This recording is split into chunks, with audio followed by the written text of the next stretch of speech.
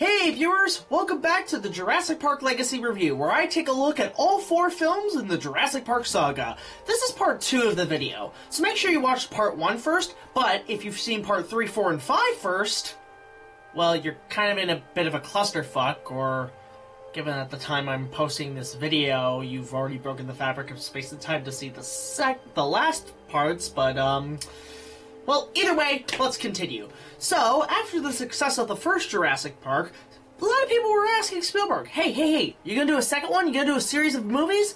Well, surprisingly, Micheal Crichton wrote a second book, in which Spielberg decided, hey, I'll make a movie about that. So let's take a look at the second film in the Jurassic Park series. This is Steven Spielberg's Lost World Jurassic Park.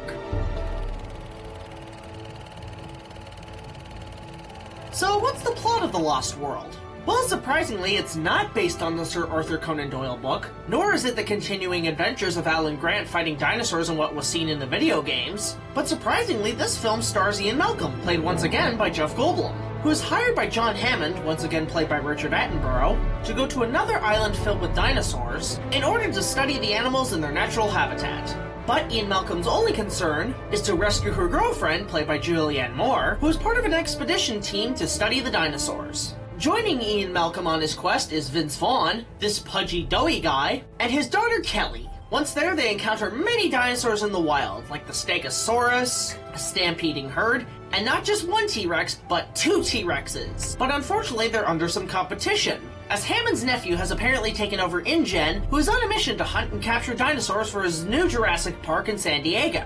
This team is led by Roland Temple, played by the late Pete Postlethwaite, who is a big game adventurous hunter, who seeks to hunt the biggest prize possible. This, of course, being the T-Rex. Once all stranded together on the island, they must run, hide, and escape from many of the predatory dinosaurs.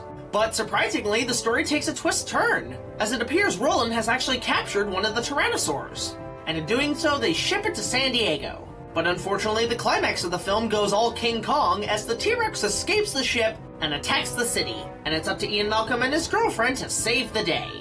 So what are my thoughts on the sequel to one of the greatest films of all time?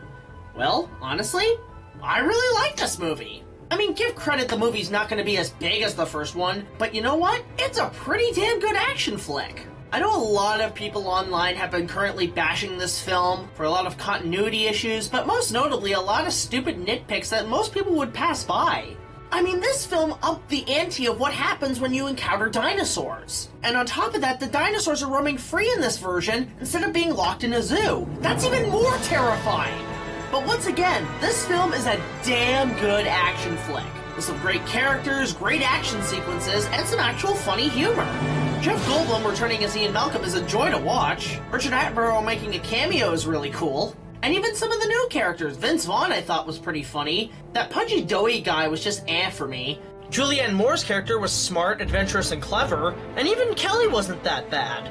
But by far, the best character in the movie is Roland Temple, the big game hunter.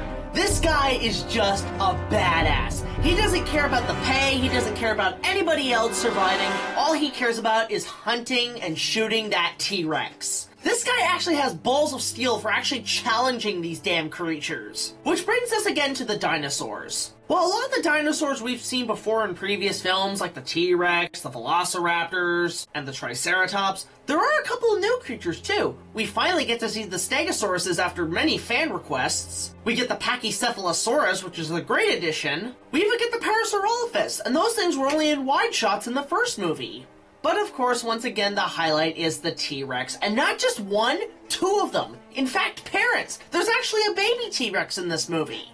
And by God, didn't any person watching this movie look at that baby T-Rex and go, "Konnani kawaii."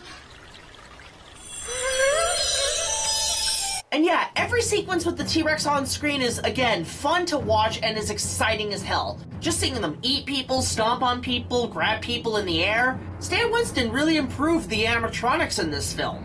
I also love how we get to see the Velociraptors again, as they seem to be the main villains of these movies.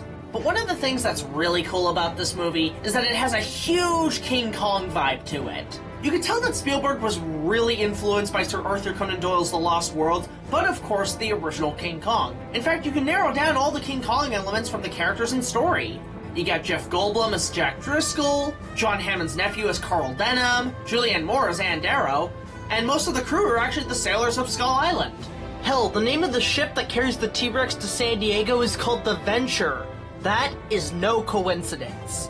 And while there's no giant gorilla, the whole T-Rex scene in San Diego is pretty much an influence of the original Kong. But one of the main things that makes it feel like King Kong is actually the score by John Williams. John's score in this film is actually more of a tribute to Max Steiner's score from the original King Kong. In fact, the grass sequence is a prime example. Here's the score from the original Kong.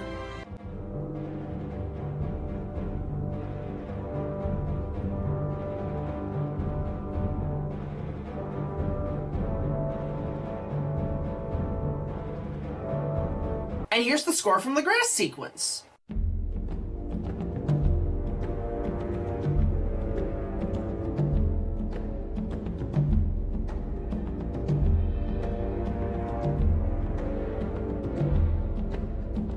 Yeah, it's pretty similar in a way. But of course, we've seen the pros of the film, so what are the cons of the film?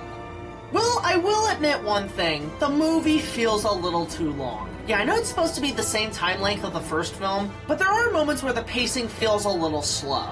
Also, I will admit the girl playing Kelly is not the best actress, but I've seen far worse. But overall, I like all the characters. They're cool, they're entertaining, and they're actually pretty funny. In fact, this is the film where I got really heavily into the toys. I'm not kidding, like I had every single toy from this movie that I could get my hands on. I actually had both bull T-Rexes, and those things are hard to come by now. As well, some of the video games were actually quite impressive. I hear the PS1 game's pretty fun, but of course there's the arcade game, and I'll be honest, it's not as good as the first game. But overall, The Lost World Jurassic Park is actually a pretty fun ride. It's action-packed, it's comedy, and it's actually a little darker than the first film, but overall has that Jurassic Park feel that we all know and love.